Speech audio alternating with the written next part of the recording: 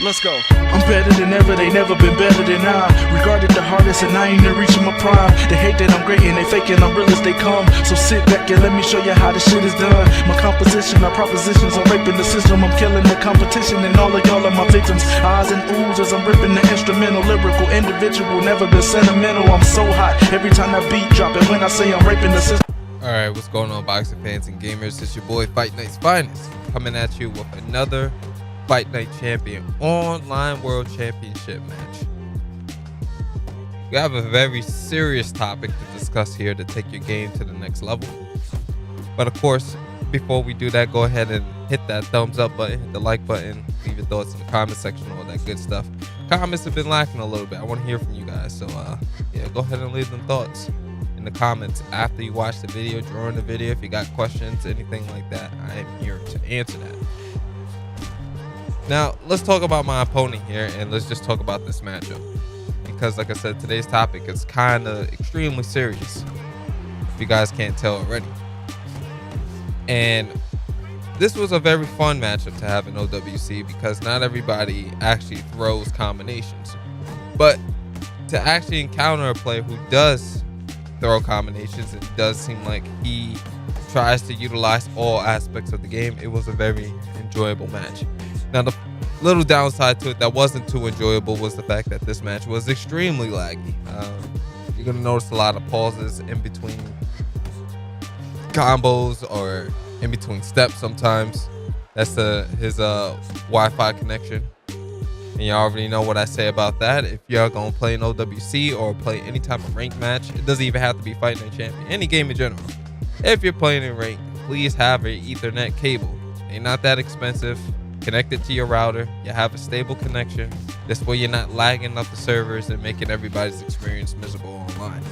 But I hope you guys really sat back and paid attention to this first round, because this already showcases the difference in the levels between me and my opponent.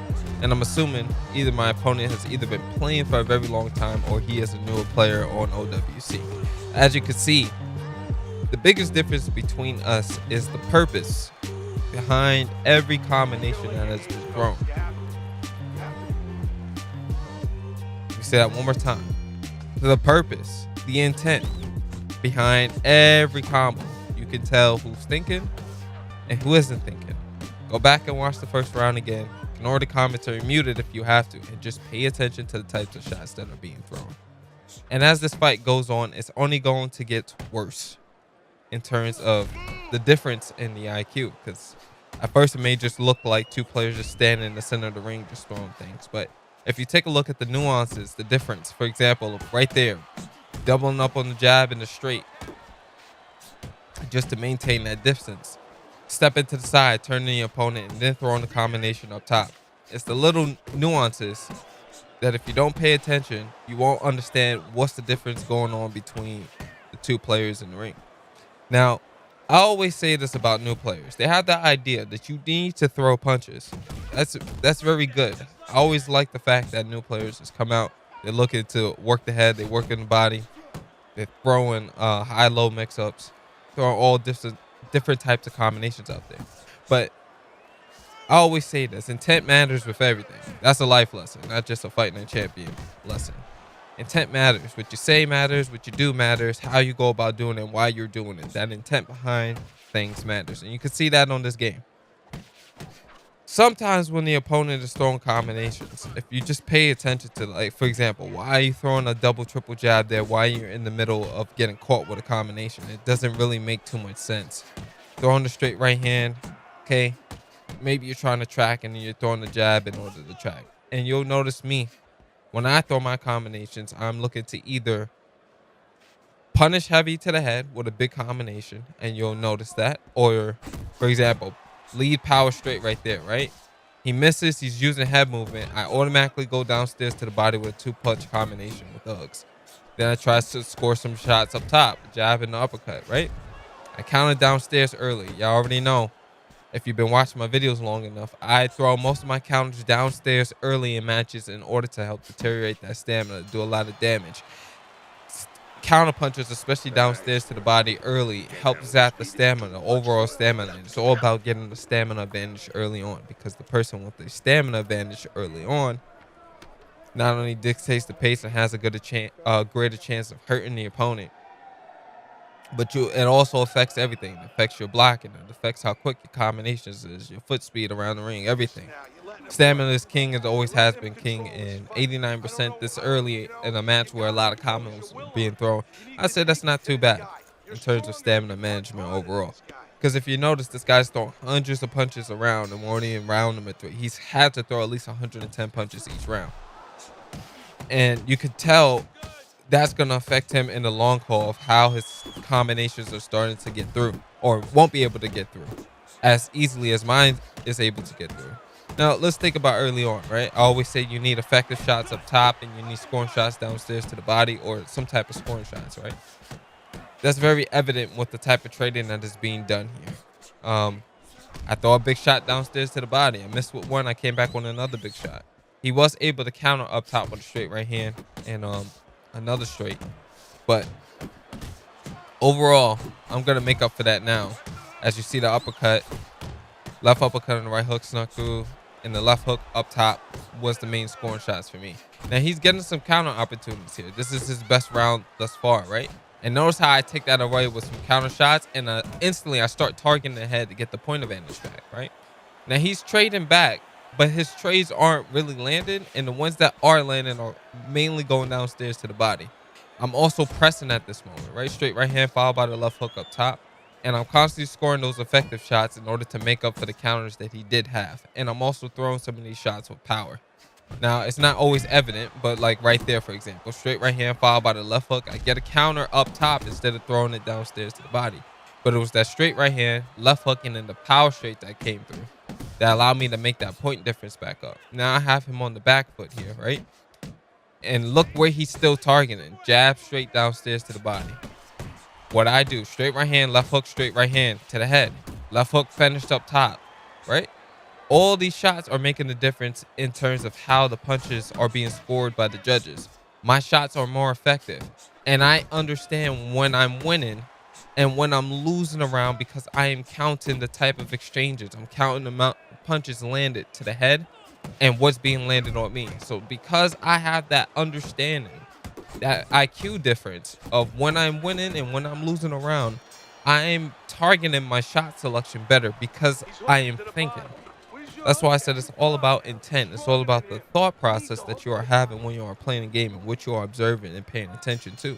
So while I may look just like exchanges to the, the inexperienced eye, that's the reason I am up 30 to 27, 3 rounds to zip against my opponent. And this lead is only going to increase. And I'm also the one landing more efficient shots too. So he may be landing some shots. If I had to say, he's probably landing maybe 40, 35% of his shots, somewhere in that range. While I'm landing damn near 50% of my shots just based off the punch selection. So if we take a look already of who's winning the round, it's very evident I'm winning, right? Because we're paying attention to the shot selection. And I'm behaving like a guy that's winning. I'm on the outside more. I'm utilizing the jab. I'm utilizing some more footwork. When I do trade, look where I'm trading to, right? 1, 2 downstairs to the body, right? I come back with some double hooks up top, and I look to punish him while he was walking in with the jab and the straight. I sidestepped the shot. I looked to land the right uppercut and the left hook. He did throw the lead left hook that was unable to land. So now the fight, as it starts to slow down, which is fine, this is also a good indication when I see him dropping his hands, his stance is going. So I already know his stamina is more likely less than mine as well, simply based on the types of shots that were being traded early, how much he was throwing.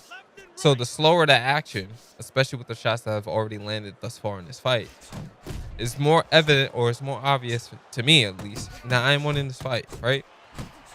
Also landed the power straight there moments ago to the head. He did trade with an efficient shot, right? Counters downstairs to the body, gets me in the corner, throws a bunch of shots. I get the counter back upstairs to the head, right? So notice I'm still doing less, but doing more. Try to go with a 3-piece combination there, was unable to land. Short shots on the inside, uppercuts in the hooks. As soon as I gain some space, what am I doing? Throwing the jab and the straight to the head. and he comes in with a double jab of his own. It was damn near tripling up.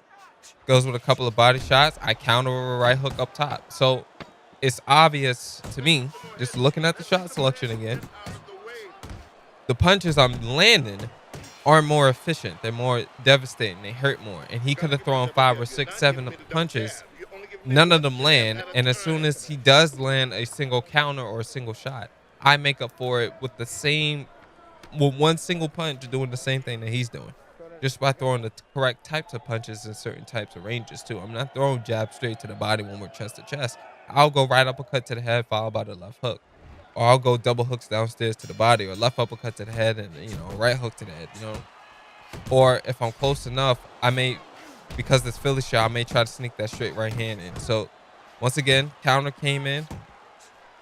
This guy's throwing hooks. I'm not even near him, right? I took some steps back. He should have been throwing a jab in the straight to try to close the gap. Coming in behind his jab, maybe making sure that he's in proper ring position. Now, I just saw some head movement a moment ago, right? So I instantly went jab to the head, followed by the right hook downstairs to the body. So paying attention to the nuances, like I said, that shows the difference. So intent, when you are playing, that's why I always say, it's very important to watch what it is that's going on, to be observant, because this indicates to you how you need to fight offensively and also what you need to look out for defensively.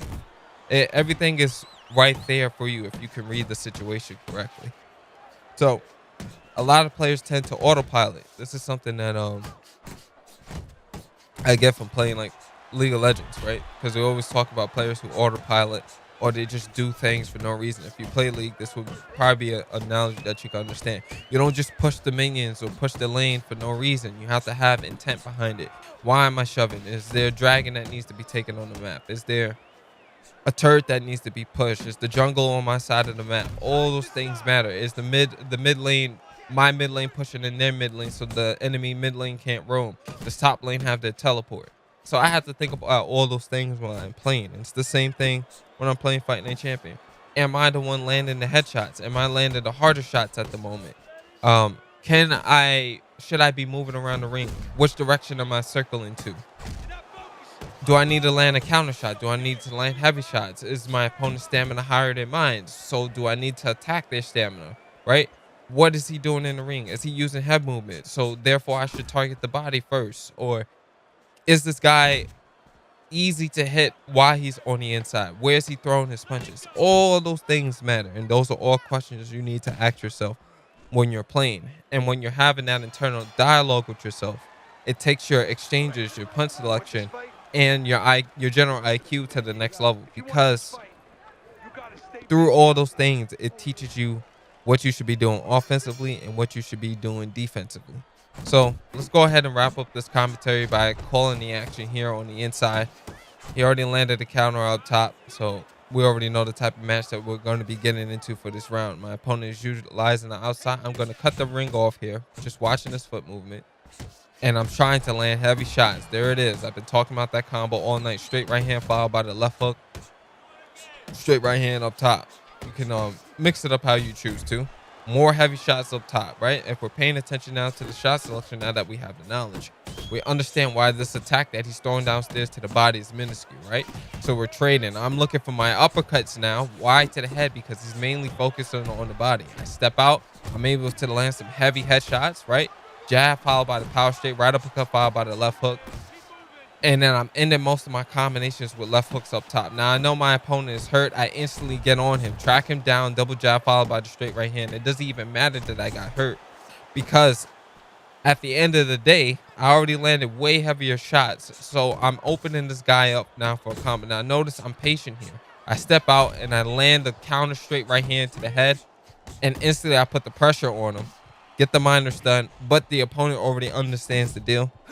He already understands the fight is over. Cheeky little push, go to straight right hand behind it because the opponent was already one shot. And we are able to get the final knockdown of this fight. The first and final knockdown. And my opponent doesn't even bother to get up because he understood he doesn't have the gas tank. He's already down on the cards, and there's a difference in the levels between the opponents. So if you guys did enjoy this video, please leave your thoughts in the comment section. Like the video, share it with your friends on your social media, all that good stuff.